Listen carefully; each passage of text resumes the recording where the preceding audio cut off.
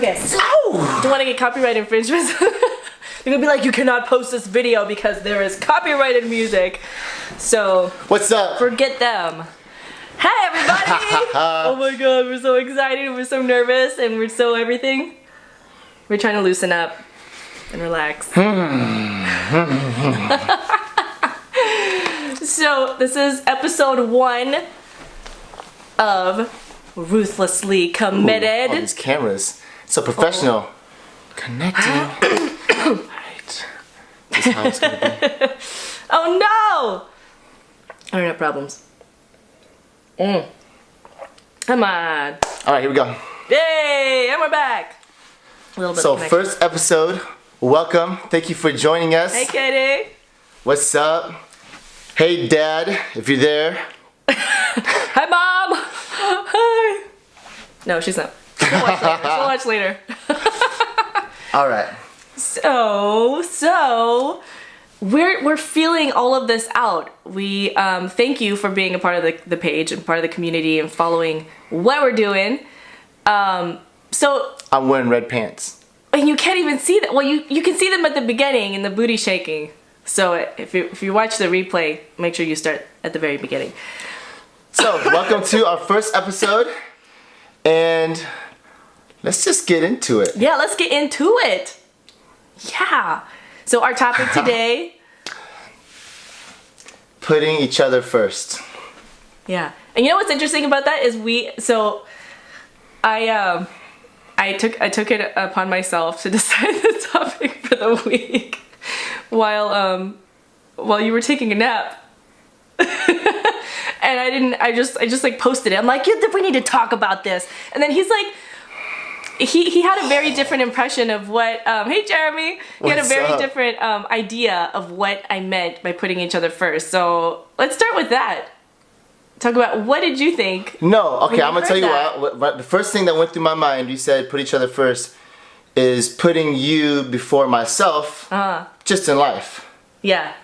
Which sounds pretty romantic and normal and easy. Yeah, so like love actually. But let's go with yours. Because yours sounds more dramatic. There is more drama, there are more twists and turns in my take on this. So when I thought of this, I have to learn how to putting do this. each other first, yeah, now you gotta look at 2 cameras. Darty. If we look a little darty, we're shooting into. So good. You look so sexy. You are so good looking. Look at this. Okay, let's go with yours. Okay. Let's do this. So these videos, they'll turn into an hour-long video if we don't keep on track. Just sit here and bullshit with you guys. Oh, actually, let's start with that. So people watching, because we have lots of friends, Christian friends. It can get touchy. Yes. Pastors, all kinds of stuff. So we'll let you know right now. And a warning. What do we call this? It's like a disclaimer. Forget my disclaimer. A disclaimer. Disclaimer. So there will be adult language. Adult. So put your earphones in, I feel so grown people. up saying adult language. We're okay, we're gonna be talking about possibly sex, vibrators, sex stuff, and we're gonna be using cuss words. Like we cuss. We're gonna be using adult language. Yeah. And once in a while, or a lot, depends on the episode and the topic and how. So if you're watching, your kids are watching, you might not let your kids watch. You might not want your kids to. Yeah, thumbs up. Thank you. There we go. This is an adult late night show for those of you who are parents. This is our late night show. So there's a disclaimer. That's over. Now let's get to it. So putting each other first. So putting each other first. So the thing that came to mind for me, we're getting a lot of hearts from getting. Come on, no distractions. The thing that came to mind for me was putting literally everything else before Ryan. And I did that for this is our 12th year of being married, and I did that for the first 12th year. It is. Yeah. It is. It's more like 11 years, but yeah. We're just Okay. So you did that. You You literally put everything before me. Like work and the kids and house stuff and all the obligations of life and whatever I felt like I have to do. So this is the love of my life. That's me. This is this fucked up. Like that's just the way it is. Really like this is the love of my life. And he has always, my experience of you is that you've always put me first. Or at least I've tried to. Or at least you tried. Like, it was a very conscious thing. I always felt like he considered me in everything. And I first of all, I totally took that for granted. And then second, I wasn't in a place with myself and accepting myself that I could even receive what he had. Let's go into specifics. Yeah, okay. This is a little uncomfortable because I feel like I'm amazing. Okay. You're amazing. You're wearing these awesome red pants and nobody can see them. So that's a shame. Okay, we're gonna drink wine the whole time. Yes, I'm relaxing. No, come on, Are you having some too? No, let's talk. I'm excited. I've been waiting for a long time to talk. Let's do this. Okay. All right. So where shall we begin? I think that okay, so if we go back to the beginning. Oh, this is a zinger. Okay, so those of you who do not know, God, where do I begin? So we got married young. And 21. We were 20. I turned 21 on our honeymoon. And I got pregnant 3 months later, and we had planned on not having kids until about nowish. Like 10 years in. 10 years later. Maybe 5 years. 10 years later. Yeah, a long time later. We had agreed. And we had agreed. And I took it upon myself to stop taking my birth control pills. And it was a decision made out of fear because I was so afraid of losing him. I thought it was like too good to be true that someone would really accept me and love me for where I was when I didn't even love and accept myself where I was. And then B, because he's just freaking crazy. So I literally thought like the man could die and I want to have his babies. We actually we talked about that before we got married. Like that was a part of the agreement actually, that I could take off and I could be free and go die if I wanted to. That was like part of the agreement. True. See, it's not an unfounded fear. That was part of the agreement. It was not right for me to, and he was in the military too. He was gonna cross train and do some crazy shit. But it wasn't right for me to lie. I flat out lied, and I literally didn't come out about this to him until about a year and a half ago. And I just publicly shared this with you guys on my personal Facebook page, like 2 months, maybe a couple months ago. A month ago. Yeah. So our marriage started with that. Just to give you a frame. Okay, so all this time, I didn't feel like I could really trust myself. Like, how the hell could he trust me? I couldn't even trust myself. There was just a lot of stuff. There was a lot of stuff in the way. And okay, so what did life look like? So life was, it was all about whatever I wanted to do. And we moved multiple times for my music career, for the stuff I was doing, whatever with fashion or fitness, or he just wanted me to be happy. Now, here's the thing is that you can't make another person happy, and we learned that the hard way. I couldn't even figure out how to be happy myself, and he couldn't, like he felt like, I mean, I don't know, I could be wrong, but I think you felt like you were failing at making me happy because no matter what you did, I was still like dead inside. And no matter how much I achieved or how much I accomplished or what awards I got or how many songs I wrote or how many people I sang in front of, it was never enough. And so, and that's why this, like the deep work is so important because there's just no substitute for it. You just got to do the work. And so that's going to come up a lot, you guys, just so you know. So one of my big mistakes was that I was always trying to help you. Yeah, I was trying to save you. Like I had passions, I had fun, I had this big life. I enjoyed life so much all the time. And I saw that she wasn't enjoying life, so I was always trying to save her, to like I did stuff because I had to. Rescue her, like I felt like I had make to. her happy, force things. And that caused a lot of fights, caused a lot of problems. Like really deep resentment. Yeah. And I mean, it just wasn't, there's all kinds of stuff, and we'll uncover more of this as we go along through the episodes. More specific examples will come up. Let's do it. Let's get specific. Okay. Like which season, which shitty season should we talk about? All right, here's a good one. There was a lot of pain, you guys. So we moved to Los Angeles. And you wanted to pursue, so she pursued music. And Wendell, speaking of moving from Tennessee to Los Angeles. Yeah. And the big move was for music, because for her career. Yeah, for like opportunities. She had taxed out Tennessee, Nashville for her music. She used everything. What that is. But she had like used all your resources up, and so it was like, okay, we're moving to Los Angeles now. Let's pursue the music career even more. So we moved to the big city. Scene. And what does life look like when we first moved to Los Angeles? When we first moved there, okay, the whole thing was a miracle. I look back at our entire marriage and how things have worked out in just the time, and we had an apartment just in time, and we had like just enough hotel stays before we got our keys and that kind of stuff. It's crazy how stuff has just worked out. So so we moved there. Let's see. I had. Ooh, are we scooting back? Can you hear us? We moved there without having a sure job. So I transferred with Apple from Tennessee to Santa Monica, but I didn't have work for about 6 weeks. So we were just kind of exploring and doing stuff, and but basically it was a lot of survival at the beginning.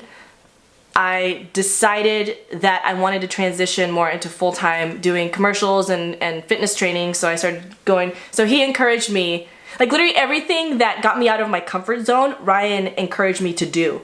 And even though he may have been, okay, so critical what was, and all like, that, the intention was there. So I'll just go with my frustrations. I was really frustrated. So we moved to Los Angeles. I had just come off from living in paradise, living where I could fish pretty much every day, which was like my dream. That was my dream since I was a kid. Had my kayaks, I could rigs, take people out fishing all the time. I could go fishing, just all around me, bodies of water, had everything, all kinds of stuff dialed in, and I was really living life large for what I thought life could be lived. And then we moved to Los Angeles, and I'm a country boy, by the way. I love the wild, he did not crazy. Want to move to LA. Moved to Los Angeles, and our neighbors are right there outside of our windows, and I felt like we're in some kind of like we're in an episode of Friends, Yeah, something. And so we immediately find community. We get plugged into a couple churches, find community, but I get immediately like frustrated. Like there's ocean, there's water. I'm thinking there's fishing, but there's no fishing. The water there is horrible. The fishing quality is horrible. It's the Pacific Ocean. It's compared to what I'm used to and what I wanted. It was not what I was wanting. And so I started, I think that was the beginning of my frustration. So this is the beginning of me getting super resentful. So sorry, I start suppressing stuff. Like this is when I start suppressing crap right here. Oh yeah, but it comes out. And here's the thing, guys: when you push that stuff down, it's gonna come out. When you push that stuff down. When I push that stuff down. It always does. What's your analogy? The beach ball. I was gonna use the beach ball. It's like a beach ball, because it's floaty, but you try to push it beneath the surface, and it's just awkward because you're sitting there like. Nothing's wrong. I'm just pushing down like 20 beach balls and I'm fine. Everything's fine. And it's not fine. And then one day all the beach balls come to the surface and stuff blows up. And so, yeah. So there was this period before I found surfing. Actually, shit. So. What did you just remember? It was the first year, Los Angeles was pretty rough because we get plugged into, church community. Oh yeah, there was some drama and stuff. And we started housing people left and right. Like people were staying with us all the time. Families, in our little 2-bedroom apartment. Up to like 800 square feet. Yeah, up to 6-8 people sometimes living with us, sleeping all over the place. And we had 2 kids at the time, 2 bedrooms, 1 bathroom. That's the challenge. This woman had to pee in a cup in the kitchen. I have peed in a cup so many times. Oh my god, I have pooped in a cup. Oh my, Is that too far? I didn't even know that. That's pretty darn gross. I hope you threw the cup away. Oh my god. I hope you threw the cup away. Always threw the cup away. Good. Always. That's horrible. Like old yogurt containers. Anyway, moving on. You gotta do what you gotta do, okay? That's when you gotta go. Okay, so in the beginning, I was pretty excited. Okay, so my mind was taken off of fishing. My mind was taken off all the stuff because this is a new world. It's a new life, new world, new city, and lots of discovering. We're discovering Los Angeles. I get to walk on the beach most days, every day. Take the kids for walks. Like it was really awesome. Get to see starfish, and then I realized like I want to have more fun, and I'm not having as much fun as I'm used to having, and so that coupled with people staying with us, our communication goes way down because people stay with us. Yeah, like we were suppressing all kinds of stuff. Yeah, we don't talk as much. Yeah, and I need to pee, and there's a line going to our bathroom, and I blow up. I didn't usually blow up when other people were around. Blowing up at each other. But I didn't usually blow up when people were around. There was a couple of exceptions, but Yeah, usually it was just Lucy, and I'd take it out on Lucy. And shit just wasn't going well. No, it was not. So what was like one of the biggest, like one of my frustrations was not being able to have the fun that I'm used to having. And it's just with the freedom, like you didn't bills, have like the Los Angeles was freaking really expensive. Yeah, it was way more than the Midwest. Really right? expensive. You guys who live in Southern California, you know, we pay the sunshine tax in our living expenses. But yeah, it was a big transition. It was a lot of stress. But the big thing was that, yeah, our communication wasn't, like we weren't current with each other. Like we would just, oh, it's not a big deal. I personally would rationalize things. And I still do this, where I rationalize like, oh, it's not really that big of a deal. Like he's just tired or he's sick or, right now is not the time. And we do know sometimes it's not the time to bring stuff up. But my thing is that I will just like put it off and then not deal with it. And then it'll just be left unsaid or undealt with. And then that is just a ticking time bomb because one little thing can set it off. And it's always the little things. It's always the little things. So our cycle was, because we used to only fight like maybe 3 times a year. Yeah, like, so, right? like actually fight. Like 3 times a year. Collide. Yeah, because we'd push it down. We'd push it down so much. and then it would just all come to the surface and blow up. And then we'd have a good spell again. Like super blow up. Like I would blow up. Like really bad. Like, I don't want to be with you anymore. Kind of blowing up and... break shit, like just crazy stuff. One time we had a cop come, like... Well, that was when we were sitting in a parking lot at the beach. Yeah, our fight was so loud, we had to get out and fight, because we were just causing chaos in our neighbors and stuff. People were worried. we go to a car and cops come to our car. Like, anyways. Like, y'all need to keep it down. Is everything okay? So lots of blowing up. So, into this world of putting each other first. Yeah. What about it? Because you put everything before me, right? Yeah, and it's like I took for granted that he would always be there. Like, oh, he can just take my shit. He can just take it because he's got to stay, right? He's invested into this thing. We've got kids together. We've got a life together. So I can just treat him. I can just lay all my stuff on him and then blow up at him about stuff that's not related to him at all, and he'll just take it because he's Ryan. And that's not fair. That's not,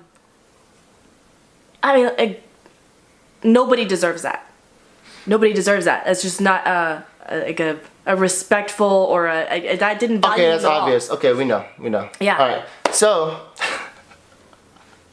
just in case you didn't know, because it's but it's a normal thing. So it's a normal thing. And you'll focus on a career. It happens all the time. And so this is like one of the things I've dreamed of. One of the things I have dreamed of since I was a little kid was like having this person that could call my partner. That I could you sent me Shania Twain songs. He loves Shania Twain. He still does.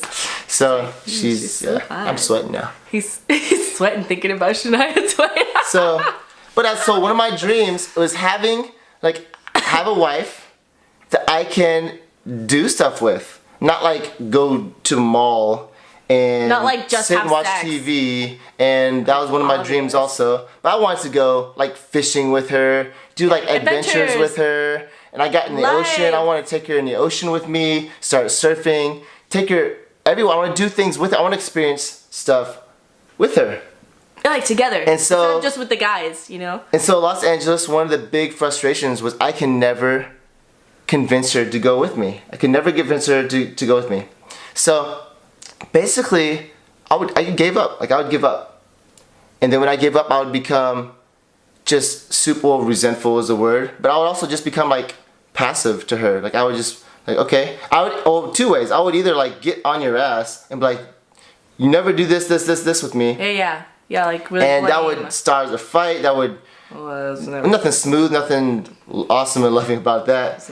No. But the other end, what I'm really good at, is I would disengage. Yeah. And I would go, okay, well, I'm going to go by myself. I'm going to take the kids with me. I'm going to go by myself. I'm going to take the kids. We enjoy this. Yeah, you go to work. You want to pursue your career. You go to work, do your shit. And I'm going to go enjoy life. I'm going to enjoy life all by myself because this is what I want to do. Yeah. And I guess we're bringing up this stuff because we are living a new relationship now. We're living new stuff, and we're contrasting old pains, old problems, old shit that, like, we did this stuff for a decade or more. We did this stuff for over a decade. And a lot of it did not work for us. But the thing is, it was like, it revealed so much to us, and it was a part of our growth and our journey. And we were not two whole and complete people when we came together. And that makes all the difference in the world. Like, I'm looking to him to motivate me and inspire me, and just like, you know, when I'm feeling down, to bring me up. But ironically, no matter what he did, he could never actually do that for me. I had to do that for myself, and I literally that did not register with me until about like 2 years ago. This is all very recent. And then during that time, he was in the middle of all his stuff and his injuries and all that, and depression. So, and that's a whole other thing. That's a whole other thing. You know what I love is Esther Perel. She's a sex therapist and speaker, author. She has this quote. We have one of her books right there, Mating in Captivity. He needs to wipe his sweat, people. She has this quote that says, most people have 3 to 4 committed relationships in their lifetime. Some people do it with the same person. Some of us do it with the same person. So we feel like we are in our 3rd marriage. And at least, maybe fourth. Definitely at least 3. Okay, so what does our latest marriage look like? So our latest marriage is, it's messy. It's messy, and it's very raw. It's like not holding things back. And when I realize that I'm holding things back, because I don't realize, because I'm on automatic, it's such a deeply ingrained pattern in me that, like, just last night, you know, I didn't realize that I was being a certain way, like treating him in a certain way, because it's just so automatic. And like, if I would have realized that I was doing that before I got triggered, then I could have had the conversation with him and avoided a blow up. And so what does it look like? It's open. It's open. It's a lot of dialogue. It's a lot of colliding, a lot of conflict, but with purpose. Not just because I'm pissed off and I just like think you're being a little bitch or something, you know, like, and I just get mad at you. It's because we want the connection, and we're so ruthlessly committed to the connection that we are willing to collide, to have the messy moments. So this is what it looks like. We are super fucking connected. Like, it's that simple. We're super connected. Yeah. Yeah, that's always, a simple way. Like, we're always right here. You're like complicating the shit out of this. I am. Like, know. we're right here. We're always like, we see each other eye to eye, and when shit is in the way, this is why we love so ruthlessly connected. Committed. Like, ruthlessly is. Ruthlessly connected is good too. Good. Don't take it. I'm gonna get that URL right now. There's usually lots of shit in our way. In the past, there's been lots of shit in the way. Like, she wants something. Let's find something specific.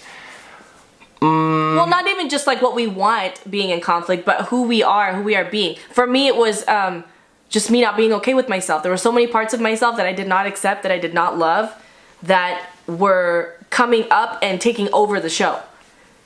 And so those unhealed parts of myself were running the show. So, and then on top of that, you've got so we'll just get real obvious stuff. So the topic is putting each other first. Yeah. And so one of the big problems was I hated that you put the kids before me. Oh, you always put the kids before me, and I think it's a normal thing that a lot of moms do. Maybe a lot of dads do too. And I mean, a lot of people stay married just for the kids. Yeah. Like, a lot of people put the kids before the marriage. And but like, for me, I hated that. I hated that so much. It fucking killed me.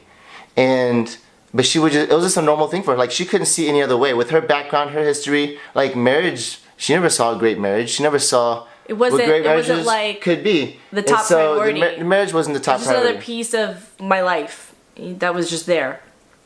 And then, so that's like a huge problem to me. For her, I was doing like my self-pity with my problems, my injuries, my excuses in life. I was very passive. I was very, especially the past couple years, I've been super passive with. Well, you go ahead and tell them.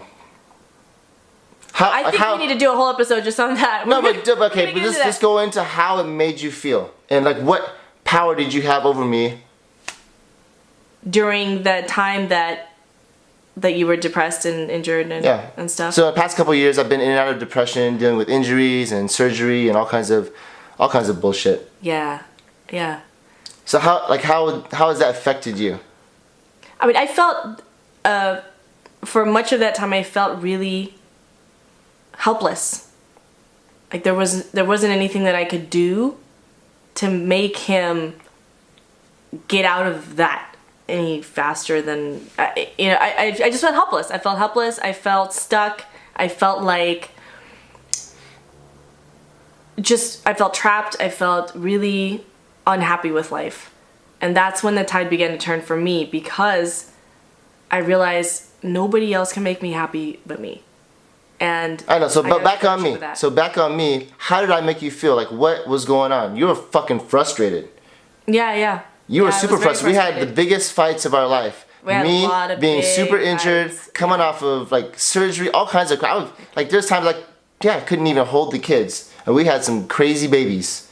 Yeah, especially after leading up to your surgery, and then right after, he couldn't even hold the toddlers. Yeah, babies. so I was working. I would like be bringing. I was pregnant with Ezekiel. Remember, we lived in LA still on the second floor. I would carry the stuff. So minus all the stuff that we were doing, I'm talking like the feelings. What was going on inside? Let's get fucking vulnerable. Yeah. What was going on inside? You hated my ass. I did. Yeah, I did. There were so many moments, so many fights where I felt like I deserve better than this. I don't want to do this. I don't want to be here. And I literally stayed because I realized that I do actually love him, and I don't want to break our family apart.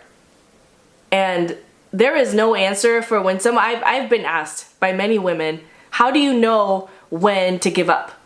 I don't know the answer. I don't know. But I know that that's not what I wanted. And I just kept going through, and it sucked. It's like the energy in the house was just so low and so depressing. It was just so like, no matter, so I would be really on a high and get all excited about something and come back home, and then it was like zip. Can't be up here because Ryan's in a different place. Okay, so what did you want?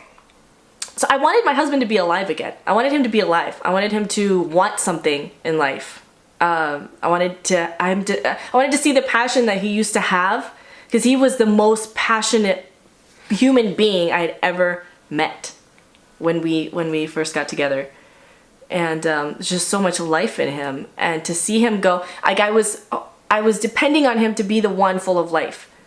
You know how you have these dynamics in every relationship, and like, oh, if one's up, then one's down, and then, we kind of flip-flop and we balance each other out or whatever. But he wasn't there. I couldn't depend on him to be that person, and it just kept going and going and going, and it got worse and worse. Okay, so you're just saying a bunch of bullshit and circumstances and stuff. Yeah, it's all circumstances. Okay, so really run you to the ground. I know, I'm so sweaty, I'm nervous. I feel like people are watching me and stuff. I don't know what to do. The light is really hot too, you guys. We got a whole... So yeah, we fight all the time. Okay, so I am in my own world, super frustrated just with myself, with my own body, and I'm super passive. Very passive. I'm waiting. This is what's going on. I'm literally waiting for God to heal me. Before he can like come back to life. For God to heal me, yeah, because and be a person. Never knew life without my body, and I don't have my body. Yeah. I don't have my body, and I'm waiting, and I'm doing the minimum of what I have to do to take care of responsibilities with the kids, babies, toddlers. Yeah, like bare minimum. Like he's like, I show up, I wake up. Sometimes he wouldn't even wake up. Yeah. So, but what was our pattern back then? It was a lot suppressing. No, but I didn't feel free to tell you how I was actually feeling. Especially in the moment. But if I was really pissed, I would tell you. But yeah, so we basically fight. Not in a. We would fight all the time. We just moved to San Diego. The first year San Diego was hell. The first year of living in San Diego, so we're fighting all the time. But this is not like useful fighting. Like, no, it's not productive. We're basically surviving. We're in survival mode. Yeah. We attack each other defend ourselves, Yeah, it was attack like each other, wild animals defend attacking ourselves, each other. and it's going on. And then as soon as it's over, we can get back together. Great. And then we keep on suppressing stuff until we blow up again. Yeah. Yeah. So what's changed now? This is Chris asked how long we've been married. This is we celebrated our 11-year anniversary in December.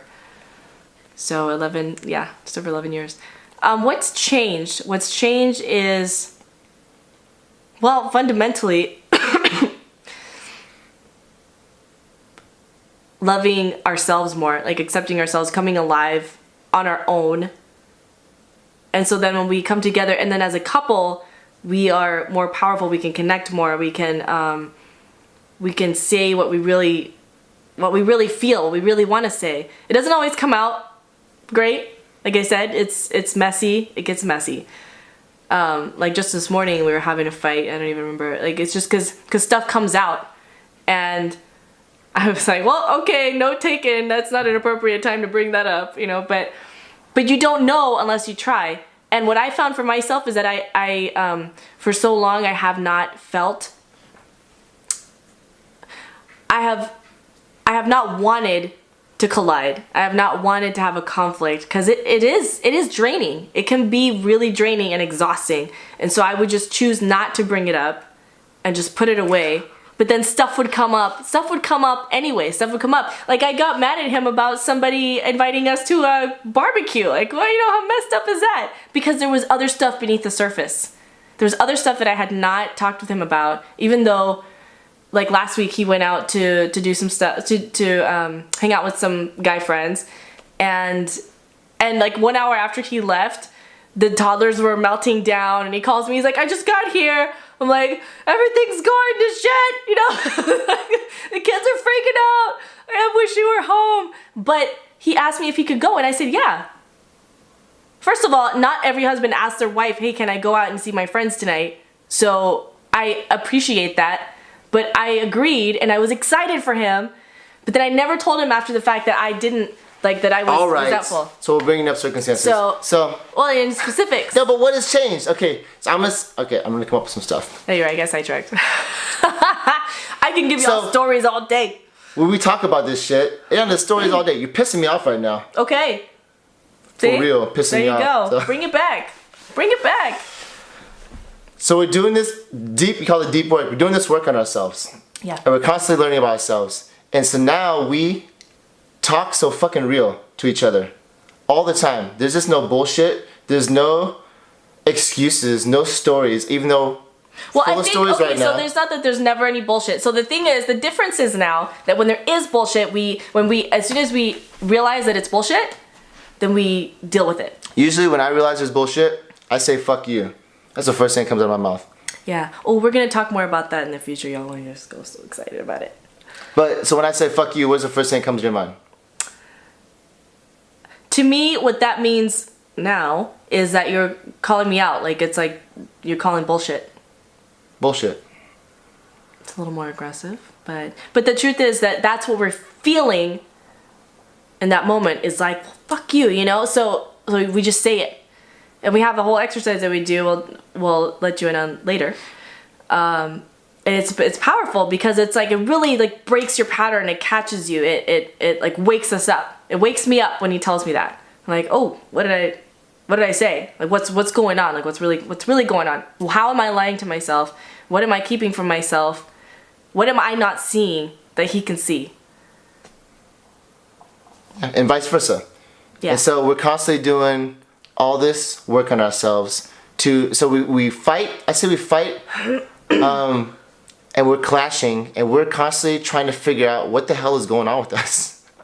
Where did this come from? What's going on with me? Oh Why are we fighting? We're not fighting because we're trying to survive. Because we could easily. Like we could just call it good right now. Yeah, we call it good. We have a good We match. say We're fine. we call it good, and we can just I can enjoy myself, do something that I enjoy myself. Yeah. Lucy and we can get mad, we just go herself. and deal with it. We can go do our work. We can go do stuff, or we can fucking get real with it and talk it out. And it usually just a bunch of cussing, just be some craziness going on. but we usually come to some deep understanding and something changes. Like it's like what our coach says is it's the breakdown before the breakthrough. And I love that because it's so accurate. It's so accurate. So many times when we've had a big breakdown, we have the biggest breakthroughs. And then we'll have like the best sex, or we'll have like the best connection. You know, we have these big blow-ups, and it's not the blow-ups necessarily. Because a blow-up for the sake of a blow-up, that has failed us many times. Usually for me.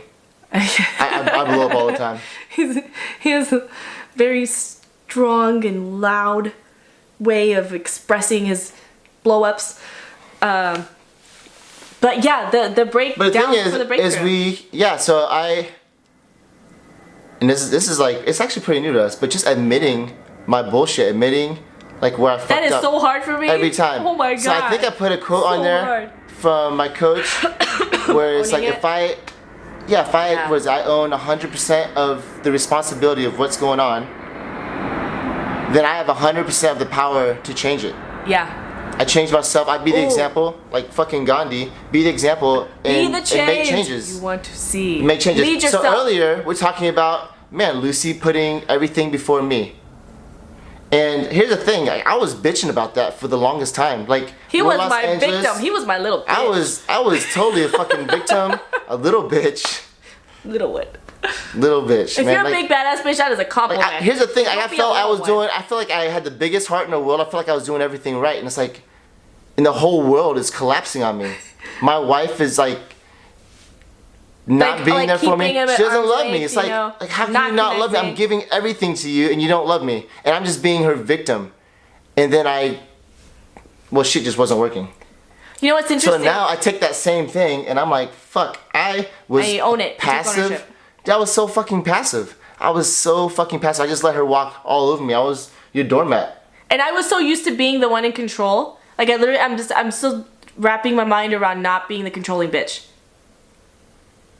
It is such a new concept for me because I was like used to calling all the shots, and I didn't want to do that. And those of you who know about the whole like masculine, feminine, how we show up, which energy we show the most. I did not want to be that masculine wife calling all the shots, like owning everything, and that's just the role I stepped into.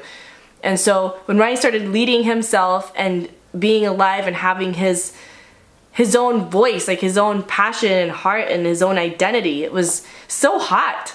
First of all, I think it's you know what? Okay, Chris said this comment I think is very, very fitting. She says she wants to teach this to her kids, and is the issue really the partner, or is it something within ourselves? So this is what's really cool. Yeah. What do you have to say? The issue is just always me. It's always 100% of the time. It's blowing my fucking mind. It blows my mind. It's changed our marriage. It's changed the way we parent. It's changed the way I parent. It's changed my relationships, my friends, everything. It's like every fucking problem I have is what I've created for myself. Yeah. It's all my responsibility. And this is why our marriage it's got to be our fourth marriage. And it's changed so drastically. Yeah, I think we're like just starting our fourth one. It's just like full responsibility on me. Like whether I'm being an asshole or I'm being a little bitch, like whatever it is, I'm being the big person calling the shots, or I'm being the little person fucking getting run over, being a doormat. Yeah. Yeah. So we have the power to choose. We have that power. We have that power. And when we are somebody else's victim, we're like, well, you made me feel this way. You, like it's your fault. And we blame and we point fingers. We are not using the power. Which is crazy because me, from the background I come from, I just always had to be right. You're like super leaning in. I just realized. I just always had to be right. And, Sheryl Sandberg, lean in. And I would argue my ass off. I couldn't wait. Like we argue. I hated fighting, but if we're gonna fight, like I was gonna win. There's no doubt about it. I was gonna fucking win. We'll use logic. We'll use whatever it takes. I'm just gonna win. And now it's like every single fight. It's not that I'm wrong. It's just that like the fight is because of me. It's just there's no doubt about it. Like the fight is because of me. And also that same fight is also because of me. Of course. So it's not like it's always because of you. So I'm 100% responsible. He's also 100% responsible. This is the thing that like totally blows our minds, is that we are each 100% responsible. I know the math doesn't add up, but just put that aside for a moment and think about it. Because when we both take 100% responsibility for what has happened, that is when real connection can happen. That is when the breakthrough happens. And we transform the shit out of our marriage. Yeah. Like every day. Every day. Today I was doing this exercise called the stack. It's from Garrett J. White from the Warrior movement. Yeah, and my coach passed it on to me through one of his guys. And it's something that's really changed my life. And I just find like certain triggers, and I go after these triggers, what's causing me to have certain emotions, and I turn it into like some powerful revelation. Yeah. And it takes me like an hour 15 minutes or more, like, and that's supposed to take that long, but I really get into it. Wait, and anyways, today, I don't know if anybody watched the I had a Facebook video I put out yesterday, Facebook Live with the kids. And I did an interview with the kids. And shit just didn't work out. Like, and it's new to us. We've never done anything like this before. And I'm pretty brand new to Facebook Live videos myself. Just myself, by myself, let alone with other people, let alone with little kids. And so he's like, let's get the kids on here. And we got all pumped up. We got all pumped up, and we went on for 20 minutes, and it didn't work out. Oh my God. And then, okay, I cut the video off. We're gonna do it again. Or not the whole thing again, but just go into some stuff that we missed. Yeah. And anyways, Callie had a breakdown, and she felt the pressure, and it was all my fault, like putting this pressure on her. But the thing is, I didn't even know I was putting such pressure on her. And because I was just looking at her for who she is. Who I thought she is, like this awesome, powerful, beautiful person, inside and out, amazing, whole and complete. Just want to see her live on camera. And anyways, caused a big problem last night. Lucy came home real late, and she came home. The kids are still up. We got into it then. What the fuck is happening? We got into it then. It was like 9:30 or something. And it's one of those moments where I walk in and I know that stuff is not okay. Like some shit just went down, and I don't know what it is, but I'm just trying not to interfere. But then, okay, so this morning, I walked the kids to school, talking with them, and we say all the right words. We say all the right words. I apologize to them like 5 times, and say all the right words. But I know there's feelings in the air still. Like, man, Daddy is disappointed in us, and I'm trying not to be with everything in me. I'm like really happy. I'm excited that they're even doing the video, and the feeling's still there. But the feeling is still there. Like, there's no denying it. And in the past, it would have been like, okay, I did all that I can do. I apologize. I apologize to Lucy for keeping them up late. Just leave it alone. And so let's go on with our day. Let's get some new thoughts, get some new things on our mind. Let's work on some stuff, and let's get past it. Let's just get past it. Put some time in there and get past it. Anyway, so I did this exercise, and I discovered, gosh, like 10 minutes into it, that my kids, so when they didn't perform like I wanted them to perform last night, I got disappointed in them. And so I was like, oh my gosh, I was doing this exercise, and I was getting words come to my mind of how I felt in the moment, how I felt, and I was putting down words like not how I felt, but how I felt Callie was, because Callie is the one I got mad at the most, and how I felt Callie was being, like what she meant to me at that moment when I got most frustrated with her. And the words came out like, she's amazing, she's beautiful inside and out, and she's whole and complete, she's a shining light to the world. And this is why I'm frustrated, because I want that to come out, and it's not coming out. And I'm thinking in my mind like, this is going nowhere. But I keep on going, I keep on writing, she's this, and finally things start coming out like deeper inside of me, deep down. It's like, she's my victim, she's beaten. Not that I've actually beaten her, but like with my words, being disappointed in her, she's beaten, and some other stuff. And then finally I get to the word, and I start crying, and then I write the word useless. And I'm like, oh shit, that rang a bell. Because that's how I feel when I'm not performing. Yeah. I grew up feeling I had to perform for people, for my coaches, for my parents, for my teachers, for everybody to fit in. I moved all over the fucking country. I could never fit in anywhere. And And every time I didn't perform up to my own standards or the standards I thought I had to be cool, I felt useless. The word was fucking useless. Useless. And I wrote useless on there, and I just started crying for like 20 minutes. And I'm just like, man, I couldn't even continue with the exercise. I was just crying. This is why it takes an hour and 15 minutes. Yeah. No, this one took way more because I was crying so much. And I was like, man, all this guilt, all this uselessness I feel all my life, I've struggled with feeling useless. I put that shit on my fucking daughter. On all my daughters, but particularly Callie, the oldest one. And this is something I have fought my whole life, and I thought I've overcome it. Because the thing is, there's been times in my life I've just been on top of the world. The best of this, the best of this. I feel like I have everything. Everything except $1 million. Like, everything. And deep down inside, I've been covering up because deep down inside, I feel like undeserving and useless and not enough, small, and that's like the last thing I would want to pass on to my kids. And anyways, this morning I realized that I did that, and even deeper. I mean, it's not like the first time I've ever realized it, but I just realized on a much deeper level, I do this. I did it. I'm thinking I'm being the best fucking dad in the world I can be. I'm just on top of my game, and here I am. I'm like in the middle of broadcasting my parenting on Facebook, and I just royally fuck up. And I make her feel useless.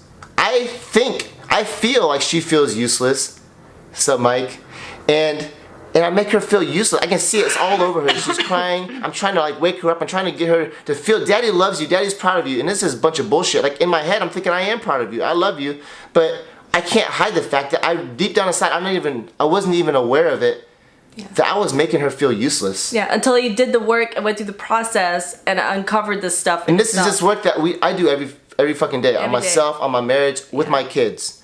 But here's a big realization. When I realized that I was putting that on Callie, and that I do that so heavily on myself, even more than I thought, I realized like, oh shit.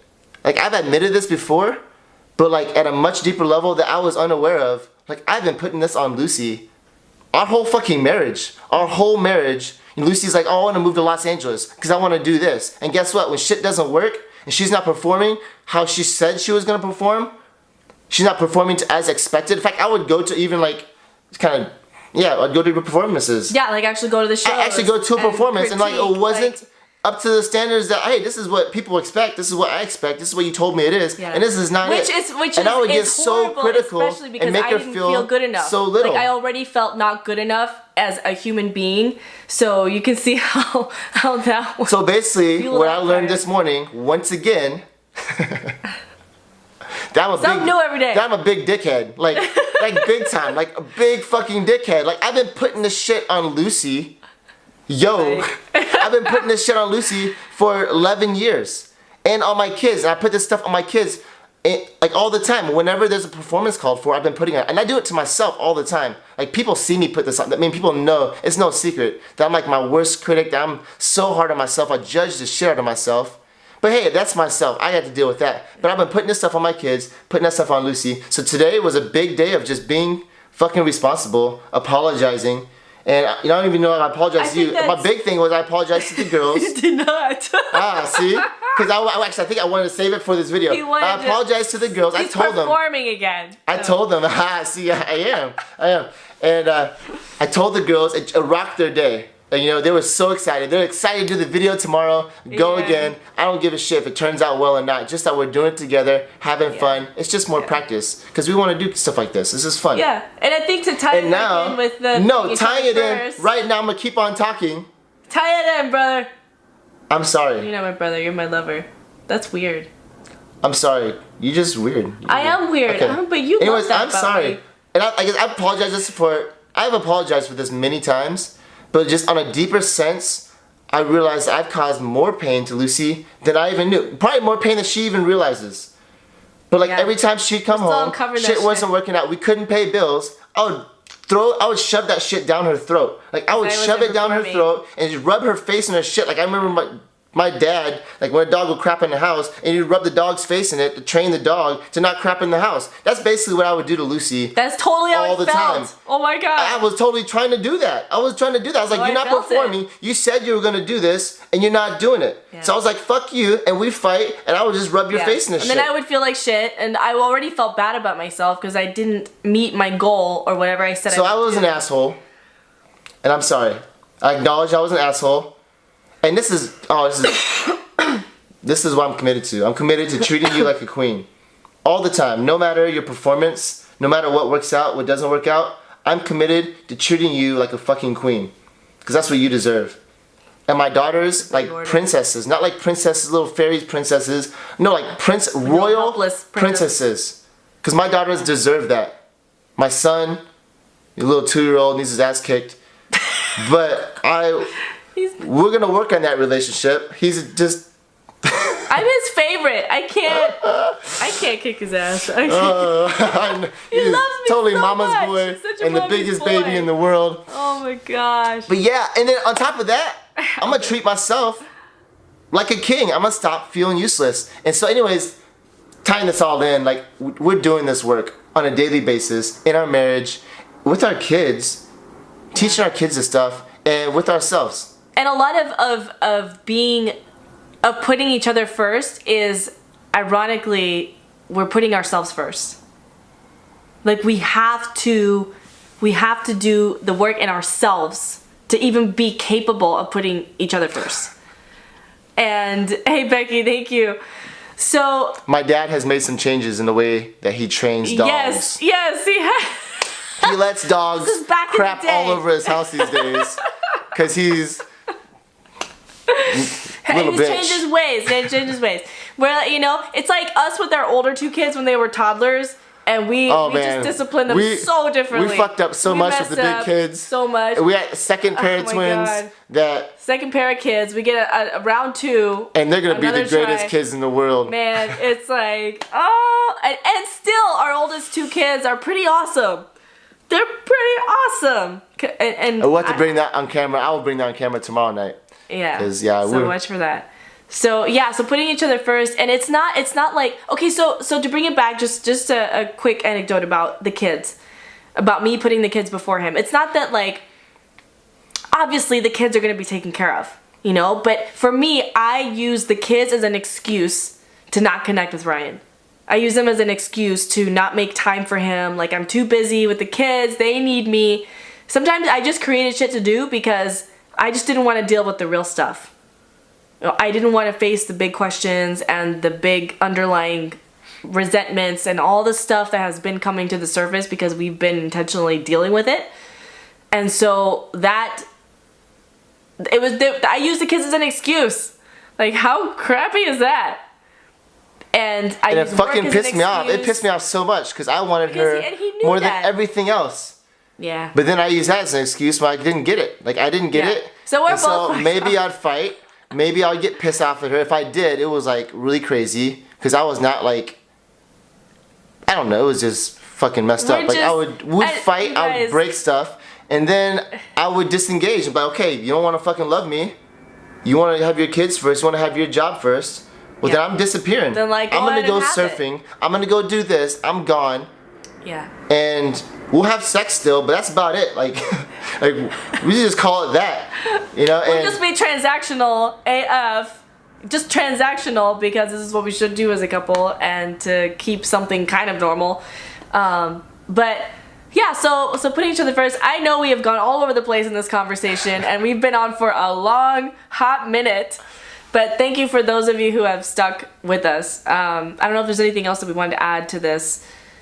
There are many, many more conversations. We're gonna get this stuff dialed in. This is our first time. We'll get this dialed in. Actually, I hate makeup sex, man. Like, if the emotions are still high, there was a recent doesn't work time for me. We had like 3 big fights without makeup sex, and we're like, why does this feel so off? I have to wait till stuff calms down. I had the flu, and then I had my period. It was like literally 2.5 weeks. We're just not getting back in the rhythm. Yeah.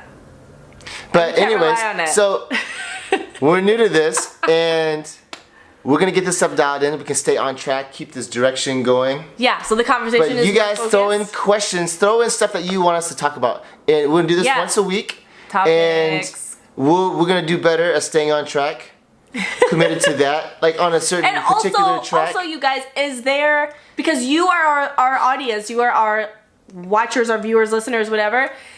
What is a great length of time? Because if we have a time constraint too, then that may be helpful.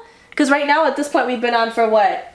Almost an hour. Yeah, a lot of people do it for an hour. A lot of people do an hour. It's sometimes 30 minutes. I don't know. We just want to hear from you. We want to get your feedback. It's fun. I feel like I'm on the late night show. This is late night for us. It's like our bedtime. We have Jimmy like Kimmel almost enough time to do it and then go to bed. I'm tired.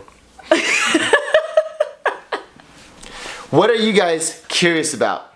A lot of people, we hear like, okay, I'm gonna sound all puffed up, but we hear this. I hear this all the time. Like, oh, you guys are an amazing couple. You guys are an amazing couple. You guys are so awesome together. Your family, commercials, like, yeah. And it's like, man, you guys have no idea. You don't know us. You guys see us when we show up to church. You see us when we show up in some kind of event or some particular thing at the beach. Everything's all good. We're both pushing this big ass stroller around with our 6-packs. And we look all good. But I was like, man, you guys do not know me. So you guys do not know us and our marriage and our bullshit. And that's not like we're trying to air out our shit. Yeah. But we want to show you. We want to share the real stuff with you guys. What's really going on with us? Because that's what we do think it's amazing. I mean, it's not perfect by any means, but we think it's beautiful. We think it's beautiful. We think it's a great example. I think it is, and I love it. Like, I'm committed to it. This is like one of my biggest passions in the world, and I want to have I'm committed to being the greatest fucking husband I can be, and the greatest father I can be, and this is my passion. This is what I want to do. And so, how can I show that? People only get to see this good stuff on the outside, but I want to show you what happens on the inside. What happens when our doors are closed? You know, what's going on? What happens in our fights? Ask our neighbors. Man, our windows are usually open. When we're fighting, our windows are open. Our neighbors can probably hear it. I'm pretty sure it echoes like all the way up the because we live in a really quiet neighborhood. Like, the whole block can probably hear it. Unless there's an airplane flying by. So I want to ask these people, like, what do you guys think of our marriage? Like, you guys are crazy. But what are you guys curious about? We don't want any flattery. We don't want any bullshit. Yeah, what do you want to hear about? We want like real stuff. Cause we want to talk about it. Yeah, and I'm ready to own more shit because I just realized today that wow, I've been like a real dickhead, like way more than I thought I was. Oh my God, we finally made it! But I know tomorrow is gonna bring something bigger. Pair made in heaven. You know what I'm saying? Yeah. Yeah. So send us your thoughts, comments, ideas, questions, all that stuff. Thank you everybody for hanging out with us for almost an entire hour. We have made it. Tell us what your neighbors say. Oh yeah, well, we're gonna figure that out. We're afraid to ask. We'll find out. We don't really know them. It's kind of awkward. Like, I try to go over there and say hello, and they just will not even. They're like, we never see them. Anyway. They're just out of town and stuff, and. Oh yeah. I'm really nervous. All kinds of excuses. Yeah, he wants to know that too. So we look forward to the next episode, next episodes. I think we're shooting for once a week. And if we get super inspired and we're like, maybe we'll shoot some random stuff, some small stuff. Shoot some random stuff. Like tomorrow with the kids and everything, a comedy special. Oh, I like that idea. Okay. I have to get funnier. We can do some impromptu stuff. But first, we want to hear from you guys what you want. So this is great input. Thank you for sharing. And I think, is there anything else you want to say? Yeah. Should have a signature, like, anchor off, anchor. No. And that's how the cookie crumbles. I don't know what to do. Alright, love you guys. Thanks for tuning in. We will see you again soon. Love you, Daddy. Mwah. Love you guys. Thank you, Chris. Thank you, Chris. Good night, everybody.